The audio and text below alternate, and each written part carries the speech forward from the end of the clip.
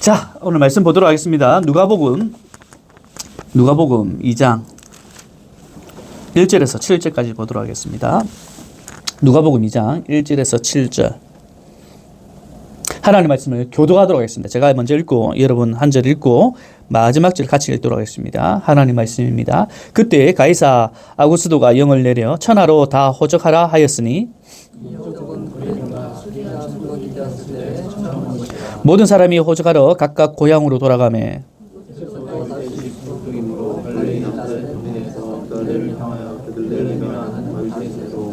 그 약혼한 마리아와 함께 호적하러 올라가니 마리아가 이미 잉태하였더라. 함께 읽겠습니다. 첫 아들을 낳아 강보로 사서 구유에 누였으니 이는 여관에 있을 곳이 없음이더라. 아멘. 오늘 누가복음 2장 1절에서 7절까지 약속의 성취 예수 그리스도 예수님의 나심이라는 제목을 가지고 함께 은혜를 나누고자 합니다. 우리 저희 장인 어른은요, 첫 아이를 남자를 기대했습니다.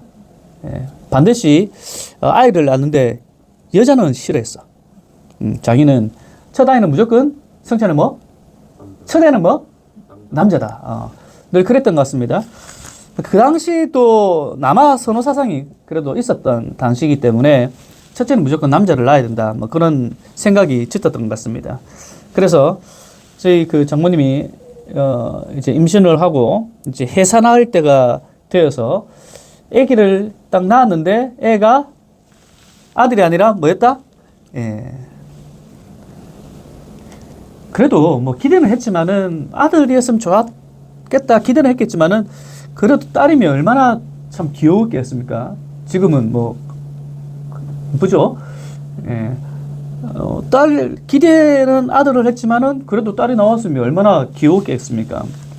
그렇다면 뭔가 좀 딸을 이렇게 안아보든가 해야 되는데 그런데 아들이 아닌 것을 확인하자마자 즉시 다른 것을 확인하고 바로 낚시하러 갔답니다.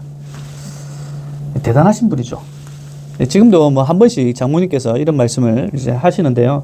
요즘 같은 시대였다면 뭐 지금은 우리가 지금 뭐 웃을 수 있는 상황이지만은 그 당시 장모님의 마음은 어땠을까? 애를 낳았는데 남편이 아들이 아니라고 낚시하러 간다.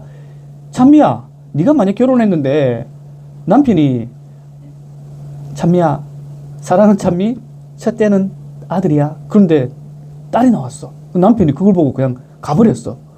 어떻게 할 거야? 이 뭐 요즘 말로 말하면 이혼각이죠. 예. 그 아내의 마음은 정말 어땠을까, 맞죠? 굉장했겠죠. 오늘 저는요, 좀 이 마리아의 입장에서 한번 좀 생각을 좀 해봤으면 좋겠습니다. 마리아의 입장에서 지금의 오늘 본문은요, 은해피입니다. 굉장히 해피하지 않은 그런 상황에 놓여 있음을 우리는 볼 수가 있어요. 여자들에게, 제가 여자가 아니기 때문에 감히 말은 못하지만은, 여자들에게 평생도록 잊지 못할 사건, 뭐 여러 가지가 있겠지만은, 뭐 첫째 사귀던 남자친구가 헤어진 것도, 맞죠? 유니스가 왜 까딱까딱거립니까? 그것도 뭐 충격이겠지만은, 그거보다 가장 잊지 못할 사건이 있다면 뭡니까? 출산이거든요. 출산. 민경수님, 출산 기억나십니까? 잊지 못하겠죠. 윤입사님 어때요? 맞죠? 한나 씨는 어땠습니까? 잊었습니까? 아무리 생각해봐도 마리아에게는요, 오늘 이 사건을 보면요, 평생토록 남편 요셉에게 계속적으로 잔소리할 수밖에 없는 상황이에요. 왜냐면요, 지금 갈릴리거든요. 갈릴리 나사렛에 얼마나 수많은 남자들이 있었겠습니까?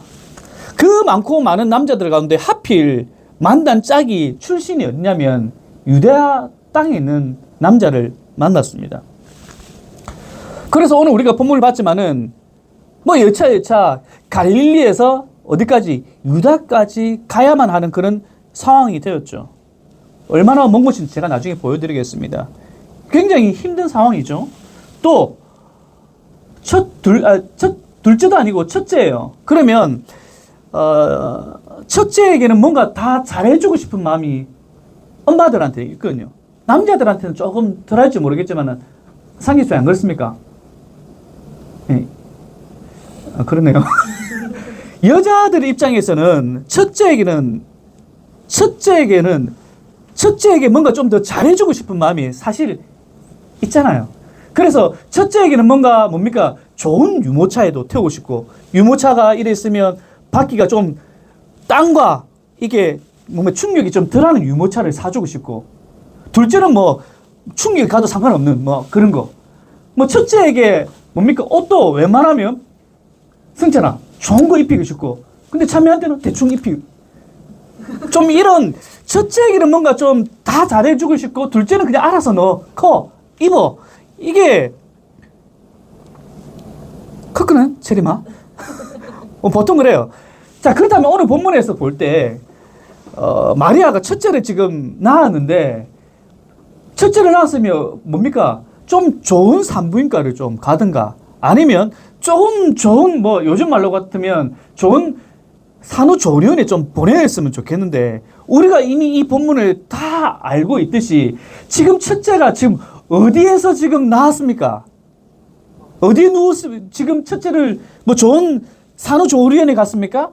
어디에요 지금? 말구유입니다. 그야말로 지금 모든 상황을 마리아 입장에서 보면요, 지금 만난 이 사람도 유대 사람이에요. 그 당시에 뭐 유대 사람이 나쁘다는 건 아니지만은 하필 그 당시에 어떤 일이 벌어졌기 때문에 유대까지 내려가게 되었잖아요. 그냥 갈릴리 나사렛 사람 만났으면 거기서 그냥 호적하면 되는데, 하필이면 그 많고 많은 사람들 중에 유대 땅의 사람을 만나서 유대까지 내려가야 됐고, 또 말구유란 곳에 첫 애를 뒀다. 이거는 마리아 입장에서 볼 때는 평생토록 정말 남편에게 정말 내가 만나가지고 이 계속적으로 얘기할 수밖에 없는, 다시 말해서 요즘 말로 말하면 정말 이용각입니다. 근데 이렇게 마리아 입장에서 볼 때는 그렇게 썩 좋은 상황이 아닌 스토리를 굳이 누가복음에서 기록할 필요가 있을까? 다른 복음서에 보면요, 그냥 주의 사자가 나타나가지고 주의 사자가 현몽하여서 뭐 아들을 낳을 것이다, 그 이름을 예수라 하라 하고 그냥 뚝뚝뚝 넘어가면 되는 거예요. 예수가 모든 사람을 구원할 것이다, 그렇게 하고 그냥 넘어가면 되는, 어떻게 보면 그런 스토리거든요. 근데 굳이 누가복음에서만 특별하게 이런 마리아 입장에 대해서 정말 디테일하게 지금 설명하고 있습니다. 그 이유가 무엇인가? 먼저 누가복음의 기록자가 누구입니까? 누가입니까? 누구예요? 누가복음을 기록한 사람 누굽니까? 누가입니까? 누굽니까? 누가봐 혹시 좋아하십니까? 사도행전 1장 1절에서 2절을 한번 보겠습니다. 이 누가복음의 특징을 보면 알 수 있는데요. 함께 읽겠습니다. 시작. 데오빌로요, 내가 먼저 쓴 글에는 무릇 예수께서 행하시며 가르치시기를 시작하신부터 그가 택하신 사도들에게 성령으로 명하시고 승천하신 날까지의 일을, 이 사도행전도요 누가가 기록했거든요. 누가가 기록했는데 누가복음도 누가 기록했다고? 누가가 기록했습니다. 사도행전 보면요, 데오빌로요, 내가 뭐죠? 먼저 쓴 글. 이게 뭐냐면 내가 먼저 쓴 글이 바로 누가복음입니다. 여기서 내가 먼저 쓴 글 바로 누가복음인데, 누가가 쓴 누가복음과 사도행전의 특징은 무엇인가 하니, 사건을 사실 그대로 굉장히 디테일하게 기록한 특징이 있어요. 누가복음과 사도행전의 기록자는 누가인데요, 굉장히 사건을 디테일하게 기록을 했습니다. 그래서 여러분 잘 아시다시피 사복음서 마태, 마가, 누가, 요한복음인데 가장 긴 복음서가 어디입니까? 누가복음입니다. 왜냐하면 굉장히 디테일하기 때문에 단순하게 그냥 기록해야 될 부분들을 누가복음은요 사실 그대로 굉장히 디테일하게 기록을 했기 때문에 길어요. 그리고 사도행전도 길잖아요. 이것이 누가의 특징입니다. 자, 그렇다면 오늘 본문에 이 기록된 사건이 단순하게 시간의 흐름 속에 역사적 사건만을 위해서 기록했는가?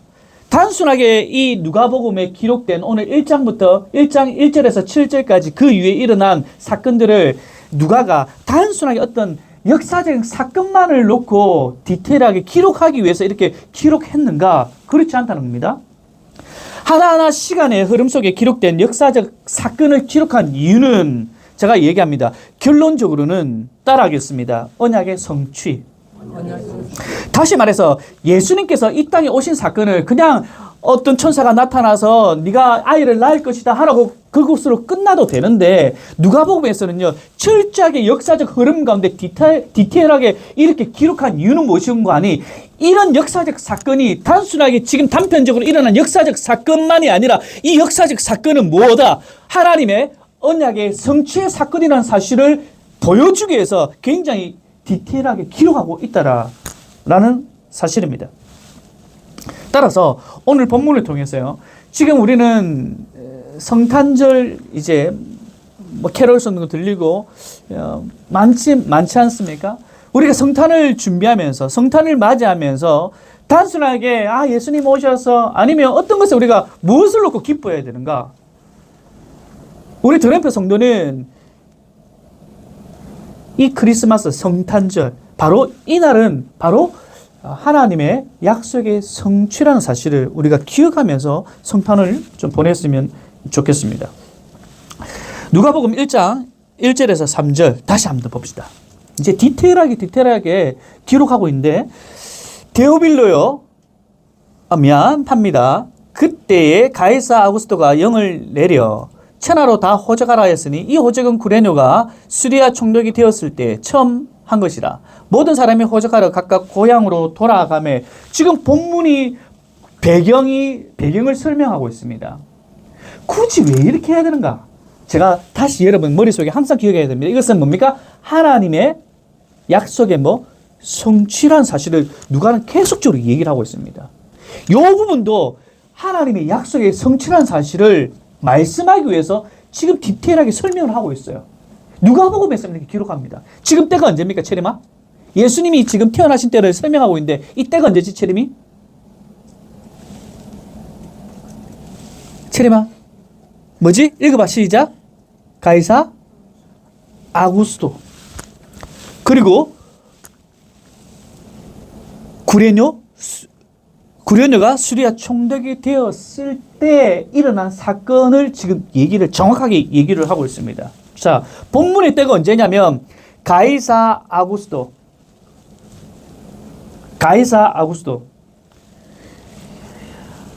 로마의 황제 가이사 아구스토의 때라고 얘기합니다. 잠시 이것이 허구가 아니라 사실이라는 사실을 다시 제가 여러분들에게 말씀해 드리겠습니다. 로마의 역사를 잠시 보도록 하겠습니다. 이 당시 로마에는요, 3명의 핵심적인 인물이 있었는데, 권력자가 있었는데요. 첫 번째는요, 아마 여러분 사회책에 세계사를 배우면 모르겠지만은 옥타비아누스 들어봤나? 세계사 안 배우나? 세계사 옥타비아누스, 안토니우스, 그리고 레피두스라는 그 로마의 3명의 권세자가 있었습니다. 이것을 여러분은 아마 세계사 가운데 들었을 건데 이것을 2차 3두 정치라고 얘기합니다. 1차 3두 정치가 있었고 2차로 로마 세계를 집권하던 3두 정치가 있었는데 옥타비아누스, 안토니우스, 레피두스라는 사람이 있었습니다.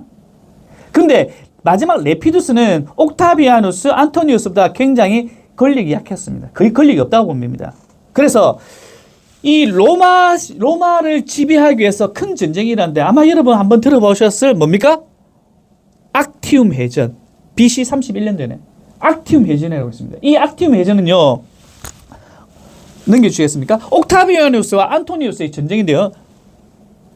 혹시 요거 옥타비아누스 진영과 안토니우스 진영이 중간에서 싸움을 하게 됩니다. 여기서 악티움 전쟁이라고 합니다. 여기서 악티움 전쟁, 해전을 벌였는데 여기서 누가 승리하냐면 바로 옥타비아누스가 승리하게 됩니다. 그래서 이 로마를 이제 정권을 잡은 사람이 누구냐면 바로 옥타비아누스가 됩니다.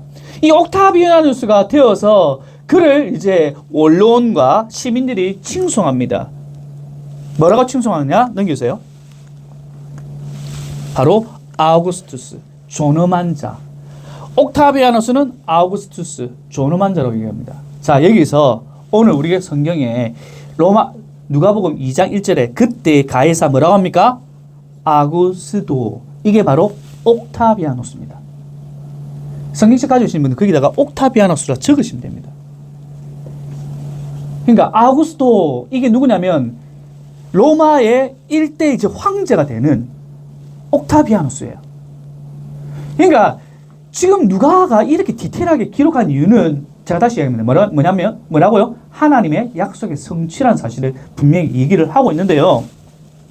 자, 뜬금없이 지금 이 옥타비아누스, 아구스도, 성경에 나타난 아구스도가 무엇을 지금 명하고 있습니까? 이 사람이?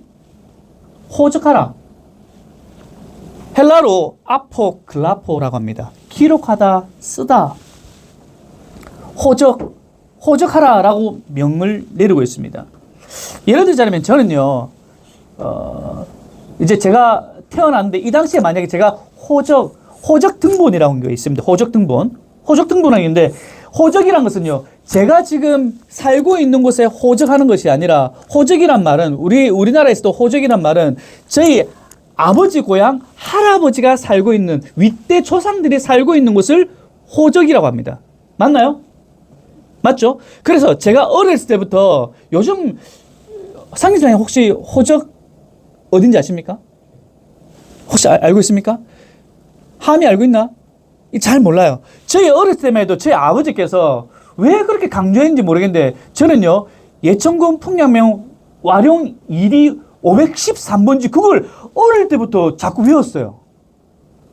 나는 이해가 안 가는데 경남 김해시 대동면 초영리 안마길구 82-42번지 이거는 저희 주소잖아요. 제가 살고 있는 주소만 외우면 되는데 이상하게 아버지는 약주만 드시고 오시면 호적이 어디고 자꾸 물어보셨어요.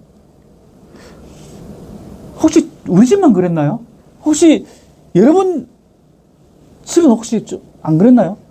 왜 그랬나요? 혹시 상기사님 호적을 왜 외우셨어요? 맞죠? 정우쌤은 왜 외웠나요? 저는 나에서 못 외워지던데. 혹시 민gin쌤이 혹시 호적 외우고 있습니까?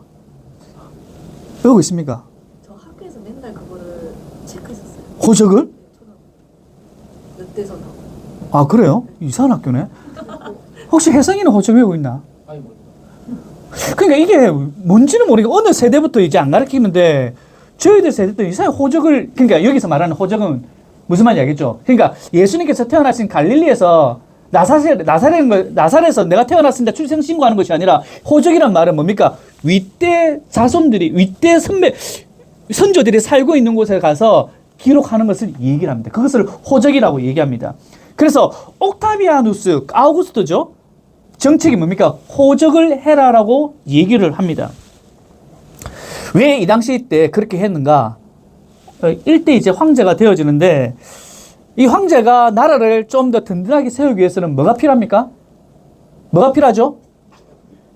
뭐가 필요합니까? 네? 네, 세금. 돈이 필요하죠. 그럼 돈이 필요하려면 뭐가 정확해야 됩니까? 인구가 정확해야 돼요. 여기 몇 명 살고, 여기 몇 명 살고, 여기 몇 명 사니까 돈을 좀 더 거둬야 되고.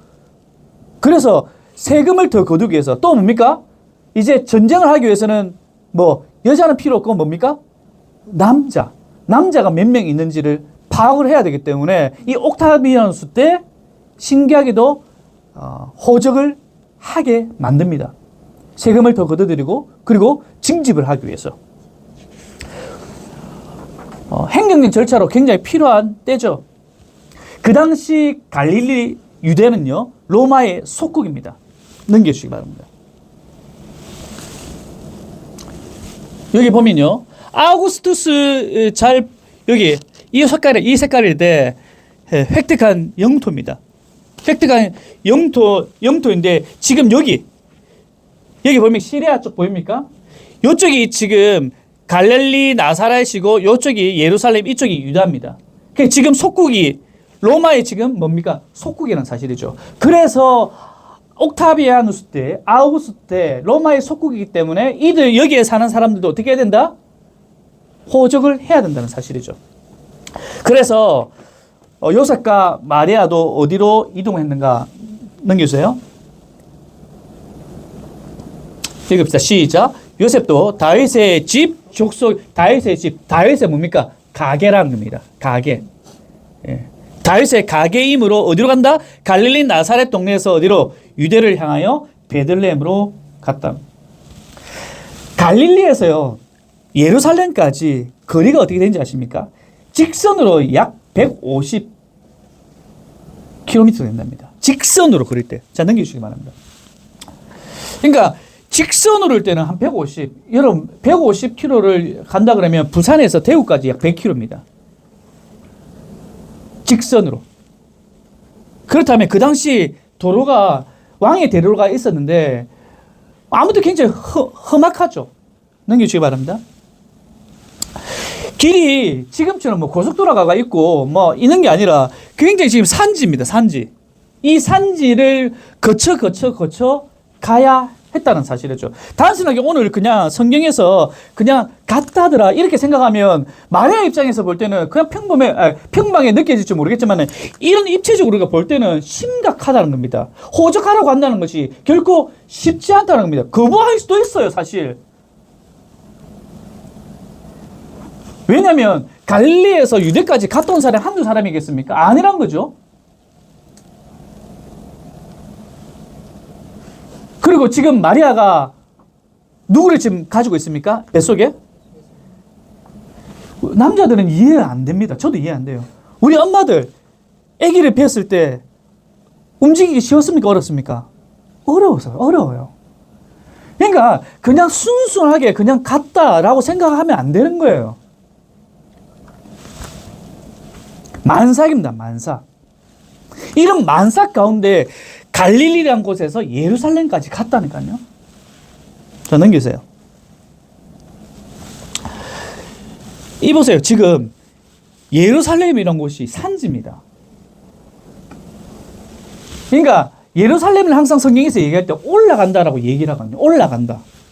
평지가 아닙니다. 이 정도 높아요. 760. 이번에 우리 그 11월 달에 우리 산에 갔지 않습니까? 그 해발 몇 미터 되는지 아십니까? 예, 900밖에 안 돼요. 900 우리가 뺑뺑뺑뺑 도는데 2시간 걸렸거든요. 올라가는 데만. 그러면 이 당시 한번 생각해 보십시오. 예루살렘까지 거의 다 왔다고 해서 또 뭡니까? 또 올라가야 돼. 그러니까 우리가 오늘 본문을 볼 때 굉장히 지금 심각한 상황이에요. 갈릴리에서 예루살렘으로 올라가기까지 정말 마리아, 요셉은 뭐 혼자니까 가도 되지만은 마리아 입장에서는 정말 너무나도 고통스러운 상황입니다. 근데 왜 이렇게만 해야 되는가? 여러분 머릿속에 지금 늘 기억에 있는 뭐죠 이게? 하나님의 약속이 뭐라고? 뭐라고요?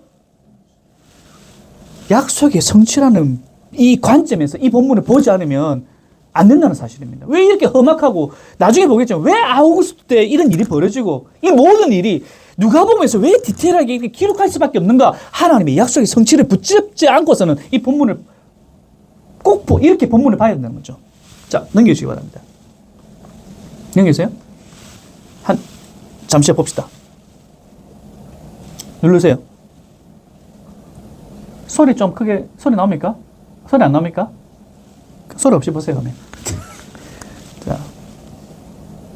자. 내가 설명해야 되는데. 그렇답니다. 지금 이제, 예루살렘으로 가는 어떤 현대의 길입니다. 지금 가고 있어요. 예. 지금은 뭐 이렇게 아스팔트가 있지만은 그 당시 때 없었겠죠.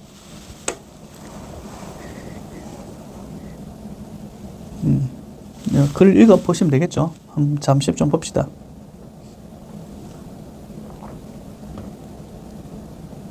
이거 좀 끄면 안 되겠나? 불을. 네, 족장의 길. 구약시대 때 있었던 그 길도 현재 남아있고, 그 다음에 그 당시 로마의 어떤 이정표, 로마 당시 때 세워졌던 헤브론은 위에서죠. 위에서 예루살렘까지.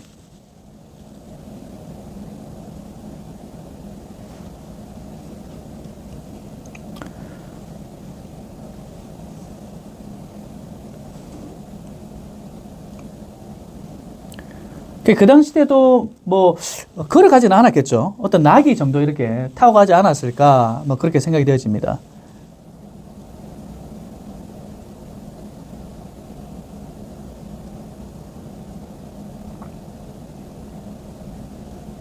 요런 모습이지 않겠나. 뭐 성경에 그렇게 기록되지 않았지만은 뭐 마리아가 걸어가지는 않았을 것 같아요. 너무 먼 거리기 때문에. 여기가 이분이 이제 마리아로 생각하시고 앞에 있는 사람이 뭐 요셉 정도 요렇게 가지 않았을까. 그건 제 생각입니다.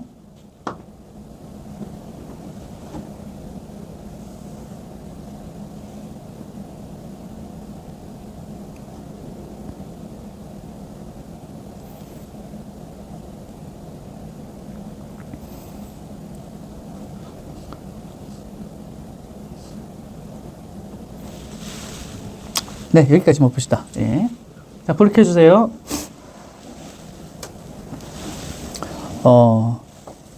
네. 네. 결코 그런가 가까운 동선도 아니고, 정말, 어려운 그 길을, 갔음을 알 수 있고요. 그리고 가는 가운데 이제 오늘 성경에서는요, 이미 마리아가 아들을 잉태했다라고 얘기를 합니다. 자, 그렇다면 왜 이때인가를 보면서 좀 마무리를 짓고 싶은데요. 옥타비아누스가 안토니우스를 이기고 로마를 장악한 거 하필 왜 이때인가? 옥타비아누스가 악티움 전쟁을 이긴 시점이 BC 31년이거든요. 그러니까 예수님이 태어나시기 전 31년입니다. 그러면 옥타비아누스가 그때 장악을 했잖아요. 그러면 그때 세금을 징수하는 일을 하면 돼요. 호적을 시행하면 됩니다. 그때. 그런데 웃기게도요. 예수님께서 BC 한 3년 정도에 태어나셨다고 합니다. 그러니까 before Christ 해서 AD와 예수님이 태어났을 때 AD 0 이때 태어나신 것이 아니라 BC 한 3세기 정도에 태어나셨다고 하거든요. 그래서 악티움 전쟁이 BC 31년인데 약 28년이 지난 후에 왜 이때 예수님이 태어나실 이때에 왜 호적을 명했는가? 이겁니다. 여러분, 우연일까요, 이게? 왜 누가복음에서 왜 아우구스토 옥타비아누스 얘기를 하면서 왜 예수님이 태어날 딱 그 시점에 왜 호적을 명했냐 이겁니다. 다른 복음서에 그렇게 기록 없거든요. 왜 누가복음에서만 왜 이렇게 기록했는가? 누가의 특징이 뭡니까? 사실 그대로 적는 것이 누가의 특징입니다. 그러면 이것이 허구가 아니란 사실입니다. 정확하게 로마 역사 가운데 있었다는 사실이죠. 왜 이때, 제가 다시 왜 강조하냐면, 왜 이때에 악티움 전쟁이 31년, BC 31년에 끝났어요. 전쟁이. 그런데 왜 28년이 지난 예수님이 태어날 그때 왜 아우구스토 옥타비아누스가 호적을 명했냐 이겁니다. 우리가 요즘 말 잘하는 우연이지 않냐? 여러분, 우연입니까? 다시 여러분, 오늘 이 본문 말씀을 예수님이 오신 날에 우리가 늘 기억해야 될 때, 여러분 머릿속에 항상 기억해야 될 게 뭡니까? 하나님의 약속이 뭐라고? 성취라는 사실을 보여주기 위해서 지금 이 본문을 들어 사용하고 있다는 사실입니다. 결코 우연이 아닙니다. 왜 예수님이 태어날 시점에 왜 이런 일이 당시 당대 가장 큰 권세와 권력을 가지고 있는 황제가 이 일을 명했는가? 이 말이에요. 왜 그 당시 이 시리아 지역, 유대와 갈릴리가 왜 로마 속국이 되어져 있는가? 왜 이때? 우리는 이 부분을 그냥 우연이고 그럴 수도 있겠지라고 그냥 넘기면 안 된다는 겁니다. 우리는 이 본문을 구약 성경을 가지고 해석해야 되고 하나님의 약속이 뭡니까? 성취라는 개념을 가지고 이 본문을 우리는 해석해야 됩니다. 창세기 49장 10절입니다. 읽겠습니다. 시작. 규가 유다를 떠나지 아니하며 통치자의 지팡이가 그 발 사이에서 떠나지 아니하기를 실로가 오시기까지 이르니니 그에게 모든 백성이 복종하리로다. 여기서요, 야곱이 죽기 전에 아들들이 12아들들에게 축복하는 장면입니다. 축복하는 가운데 유다에게 축복하는 본문입니다. 이 본문이. 규라는 말은요, 왕권이란 말입니다. 통치권이란. 통치자의 지팡이, 왕의 권위와 힘을 말하죠. 유다 지파를 통해 메시아가 나올 것이라는 사실을 이미 하나님께서는 약속하고 있다는 겁니다. 예수님이 어느 지파죠? 다윗이 어느 지파입니까? 유다 지파입니다. 예수님이 어느 지파입니까? 유다 지파입니다. 그 유다 지파 가운데 메시아가, 통치자가 올 거라고 지금 얘기를 하고 있습니다. 자, 이 예언한 부분, 그리고 미가서 5장 2절입니다. 자, 거기에 대해서 미가서 5장에서 다시 또 얘기합니다. 시작. 베들레헴 에브라다야, 너는 유다 족속 중에 작을지라도 이스라엘을 다스릴 자가 네게서 내게로 나올 것이라. 그의 근본은 상고에 영원히 있는. 자, 보세요. 이미 예수님의 오심을 기록한 곳이 어디라고 얘기하고 있습니까? 베들레헴이라고 얘기를 하고 있습니다. 요 본문에서는요, 베들레헴에 태어날 분이 예수라고 예수의 이름은 기록하고 있지 않습니다. 하지만 다른 많은 지역도 있지만은 뭡니까? 베들레헴. 창세기에서 얘기하고 있는 그 유다 지파, 그 베들레헴에서 뭡니까? 다스릴 자가 온다. 통치자가 온다. 창세기 49장 통치자, 통치. 그리고 근본은 상고에라는 말이 있죠. 근본은 상고에. 그의 출생은 오래 전에부터 있었던 분이라고 얘기합니다. 그의 근본은 상고에란 말은, 이분이 통치자가 나올 건데 근본은 상고에란 말은 그 통치자는 오래 전에 있었던 자다. 그리고 영원하신 분이다. 좀 여러분, 미가서가 얘기하는데 베들레헴 네가 작을지라도 그의 통치자가 나타나는데 그 자는 누구인가? 오래 전에 계시던 분이다. 그리고 영원하신 분이다 라고 얘기를 합니다. 자, 볼까요? 예수님의 탄생은 오늘 본문에서 역사적으로 볼 때는 BC 3세기입니다. 그러나 그의 출생은 BC 3세기지만은 BC 3세기에 태생은 했지만은 그의 근본은 무엇인가? 요한복음 1장 1절에서 2절 이렇게 읽어가겠습니다. 읽겠습니다. 시작. 이 말씀이 하나님과 함께 계셨으니 이 말씀은 곧 하나님이시라. 그가 태초에 보세요. 미가서 5장 2절에 베들레헴에 네가 작을지라도 그게 통치자가 나타난다. 근본은 상고에. 그 사람은 태어나는데 뭡니까? 오래 전부터 계시던 분이다. 오늘 요한복음에서도 그분에 대해서 얘기를 하는데 말씀이 누굽니까? 예수님임을 알 수 있습니다. 그 예수님에서 얘기를 하고 있는데 말씀이 누구와 계신다? 하나님과 함께 계신다. 예수님이 하나님과 함께 계시는데 그가 언제 있었는가? 뭡니까? 태초에. 그 시점, 우리가 태초라는 그 시점은 정확하게 알 수는 없지만은 오래 전이라는 사실은 알고 있잖아요. 그러니까 미가서 5장 2절에 근본은 상고에 오래 전부터 계시던 분이다. 예수님이라는 사실을 알 수 있죠. 미가서에서 얘기하시는 분 누굽니까? 예수님이라는 사실을 알 수 있다는 사실이죠. 창세기 49장이 얘기하고 있는 주가 유다 지파에서 나타난다. 예수님이라는 사실을 지금 계속적으로 증명하고 있다는 사실입니다. 그리고 이분은 영원하신 분이다. 요한복음 5장 26절에서 27절에 이렇게 기록하고 있습니다. 시작. 아버지께서 자기 속에 생명이 있음같이 아들 예수님에게도 생명을 주어 그 속에 있게 하셨고 또 인자됨을 말미암아 심판하는 권한을 주셨다.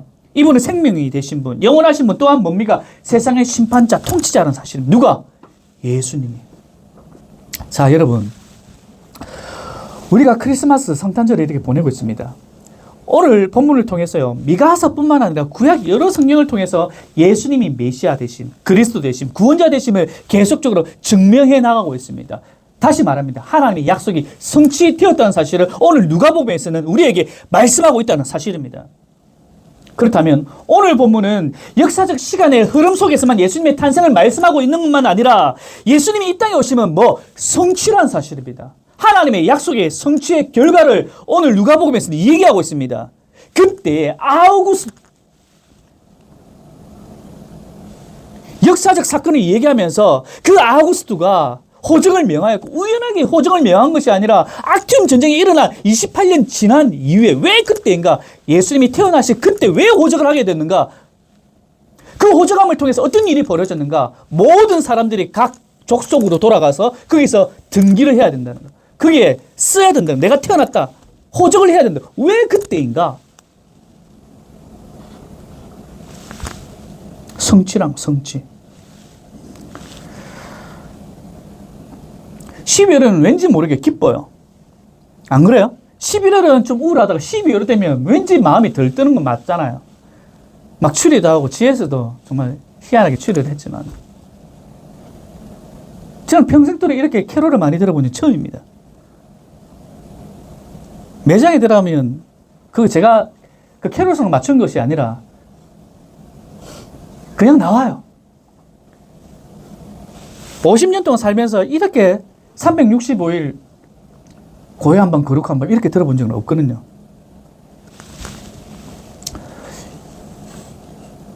기뻐요. 어쨌든 기뻐요. 근데 여러분 우리가 12월 달에 성탄절 뭐 이렇게 뭐 이런 추리를 보면서도 기쁘고 뭐 여러 가지 사회 뭐 분위기상 뭐 기쁜 일들도 있고 여러분은 무엇 때문에 기쁜가요? 우리가 성탄절을 맞이하면서 무엇 때문에 기쁜가요? 보너스를 받아서 기쁜가요? 아니면 뭐 전체적인 뭐 이런 틀이 때문에 기쁜가요? 우리가 이 성탄절을 맞이하면서 예수님의 탄생을 우리가 보면서 우리가 기뻐해야 될 이유는 단 한 가지입니다. 그것이 무엇인가 하니 오늘 제가 여러분들에게 말씀드렸죠. 바로 하나님의 약속의 성취를 우리가 알기 때문에 기뻐하는 겁니다. 우연하게 뭔가 일어난 것이 아니라 바로 이 성탄절은 예수님의 오심은요. 바로 하나님의 약속의 성취라는 사실 때문에 우리는 기뻐하는 겁니다. 약속의 성취가 이미 이루어졌다면 하나님의 약속이 변하지 않는 그 하나님의 약속의 성취가 이루어졌다면 우리가 이 성취된 것 때문에 기뻐할 뿐만 아니라 또한 뭡니까? 성취할 것임이기 때문에 우리 또 기뻐하는 겁니다. 하나님께서 우리에게 약속을 주셨는데 예수님의 오심만을 우리에게 약속하신 것이 아니라 그 약속을 성취하신 것뿐만 아니라 그 약속을 성취하신 분이라면 뭡니까? 또한 우리에게 하실 약속도 있지 않습니까? 그 약속을 뭡니까? 또한 성취하실 것을 우리가 믿기 때문에 기뻐하는 겁니다. 사도행전 1장 11절입니다. 읽겠습니다. 시작. 이르되 갈릴리 사람들은 어찌하여 서서 하늘을 쳐다보느냐? 너희 가운데서 하늘로 올려주신 이 예수는 뭐? 하늘로 가시는 본 그대로 뭐? 우리가 기뻐하는 이유는 그냥 과거 때문에 기뻐하는 것이 아닙니다. 이미 우리에게 약속하신 그 약속을 뭡니까? 성취하신 그 하나님께서 약속을 성취하신 불변하신 하나님께서 뿐만 아니라 또한 우리에게 약속을 하셨는데 뭔가 예수님이 지금 성취하신 장면이거든요. 예수님께서 지금 성취하신 장면을 지금 보고 있습니다. 그래서 사람들이 올라가시면 어떡해요? 하고 있을 때 천사가 얘기합니다. 봐라. 지금 올라가신 그대로 예수님께서는 반드시 언제인지만 다시 오신다. 우리에게 약속하셨거든요. 그 약속이 이루어질 줄 믿습니다. 여러분, 우리가 크리스마스 왜 우리가 기뻐하는가? 성취하신 하나님, 예수 그리스도를 통해서 왜 그분께서 이 땅에 오셔야만 했는가? 우리가 다 죽어야만 하거든요. 우리가 다 하나님 앞에 갈 수 없는 존재거든요. 이미 우리는 원죄를 통해서. 죄로 인해서 우리는 하나님께 갈 수가 없는 존재들이거든요. 내가 지금 잘 살고 못 살고의 문제가 아닙니다. 이미 우리는 태초에 우리는 타락한 존재였어요.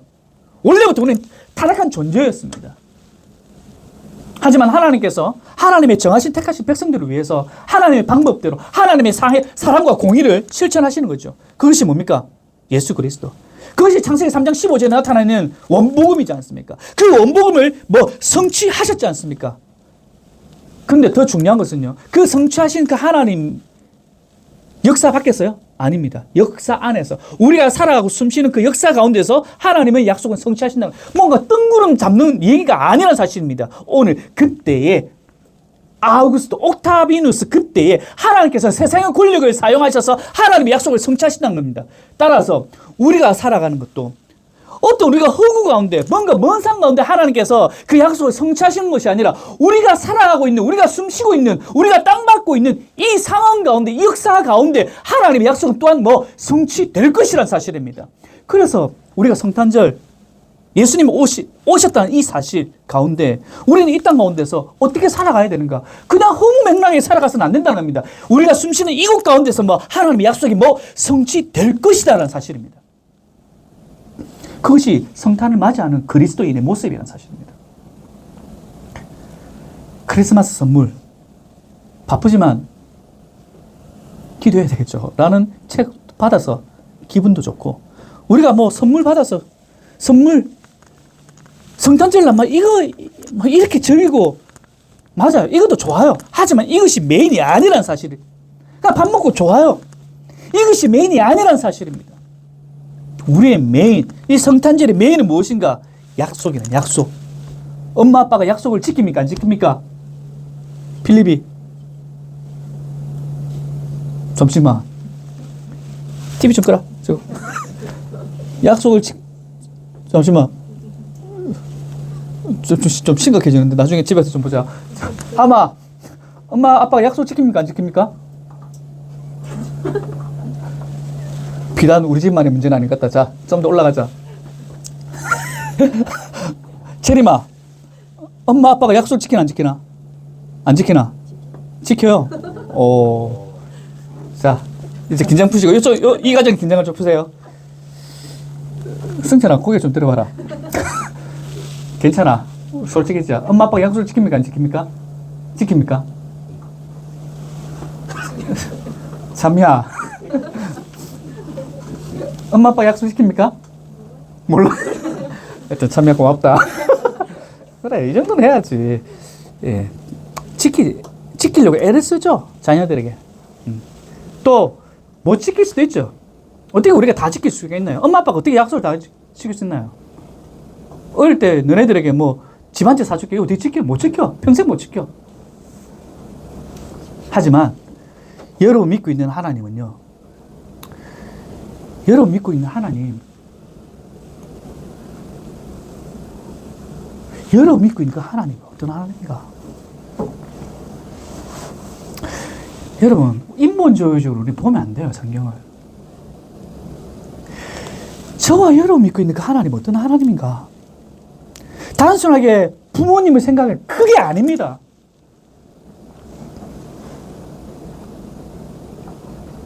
지금 여러분이 심각하게 고민하고 어려워하는 부분들 뿐만 아니라 여러분의 인생 지금도 주도하시는 그 하나님, 우리가 그 하나님을 믿고 있다는 사실, 그 하나님 반드시 당신의 약속을 성취한다는 사실. 그래서 지금 우리 가운데 1년에 여러분 생활 가운데 1년에 일어난 여러 가지 사건들, 그에 대해서 너무 왔다 갔다 할 필요가 없다는 겁니다. 이래라 저래라. 그러니까 지금도 이 땅 가운데 일어나는 여러 가지, 우리나라에 지금 일어난 여러 가지 일들 있지 않습니까? 이런 일들 가운데 너무 왔다 갔다 할 필요 없다는 겁니다. 모든 주권은 뭡니까? 하나님께 있습니다.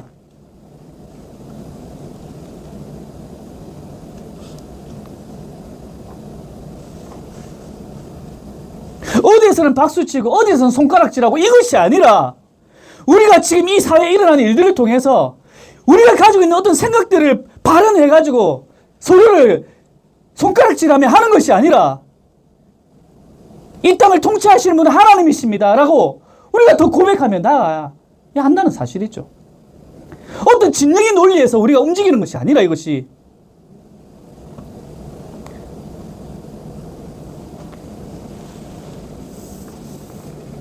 여러분 말씀을 지금 맺도록 하겠습니다. 작년에 크리스마스를 준비를 하면서 제가 설교했던 부분들을 여러분 기억하십니까? 저는 늘 그랬잖아요. 성탄절 기쁘지 않았다고. 성탄절처럼 기쁘지 않은 날은 없었어요. 저에게. 왜? 분주했거든요. 너무 분주했거든요. 여기 한때 한창 열심히 했던 선생님들도 계시잖아요. 민혁이. 지금 한 이 시점에는 애들 데리고 지금 난리가 났을 거야. 율동 준비한다고. 뭐 그것이 나쁘다는 건 아닙니다. 필요할 때도 있죠. 그런데 그게 우리가 올인되어지고 탈진되어지고 실질적으로 예수님께서 오신 그 부분을 기뻐하며 감사하며 이 날이 무엇을 진짜 의미하는가를 한번 돌아본 적이 있나요? 그래서 제가 작년에 크리스마스가 너무 힘들다. 그래서 우리는 뭡니까?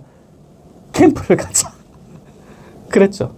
이번에도 저는 우리 더램프 교회가 세속화되지 않고 정말 이 예수님의 오심, 여러분 12월 25일 그날 예수님이 오시지 않았습니다. 아시죠? 예, 그날 오시지 않았습니다. 그냥 기념하는 거예요. 그 단순히 기념할 뿐만 아니라 거기서 왜 즐거워하는가를 이번에는 좀 더 오늘 누가복음 말씀을 통해서 성취하는 것. 내 인생을 성취하실 분. 또한 그 약속을 성취하신 그 분께서 다시 오실 예수님 또한 성취하실 것이라는 그 약속을 부여잡고 이번 12월도 이 성탄절도 보내는 저와 여러분 되기를 간절히 소원합니다.